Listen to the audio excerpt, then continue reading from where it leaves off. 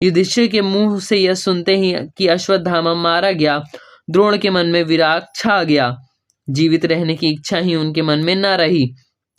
जब वह इस मनस्थिति में थे तभी भीमसेन कठोर वाकुवाणों में से उनके और सताने लगा। वो बोला, ब्राह्मण लोगों के कर्तव्य भ्रष्ट हो जाने के कारण और क्षत्रियोचित वृत्ति धारण कर लेने के कारण ही क्षत्रियों पर यह विपदा आ गई। यदि ब्राह्मण लोगों ने अधर्म का मार्ग न अपनाया होता तो कितने ही क्षत्रिय राजाओं के प्राण बच गए होते। आप तो इस तथ्य से परिचित हैं ही कि अहिंसा ही उत्कृष्ट धर्म है, और यह भी जानते हैं कि ब्राह्मण ही उस महान धर्म के आधार स्तंभ माने जाते हैं।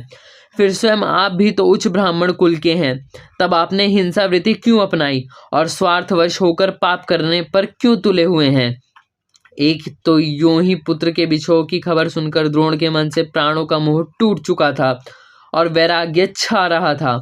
ऊपर से भीमसेन के मुंह से यह कड़वी बातें सुनकर उन्हें और भी सख्त पीड़ा पहुंची। उन्होंने तुरंत अपने सारे अस्त्र शस्त्र फेंक दिए और रथ पर ही आसन जमाकर ध्यान मग्न होकर बैठ गए। इतने में द्रुपद का पुत्र धृष्टद्युम्न हाथ में तलवार लेकर द्रोण पर झपटा। ये देखकर चारों ओर हाहाकार मच गया और इसी हाहाकार के बीच धृष्टद्युम्न ने ध्यान मग्न आचार्य की गर्दन पर खड़ग से जोर का वार किया। आचार्य द्रोण का सिर तत्काल ही धड़ से अलग होकर गिर पड़ा। भारद्वाज पुत्र द्रोण की आत्मा दिव्य ज्योति से जगमगाती हुई स्वर्ग सिधार गई।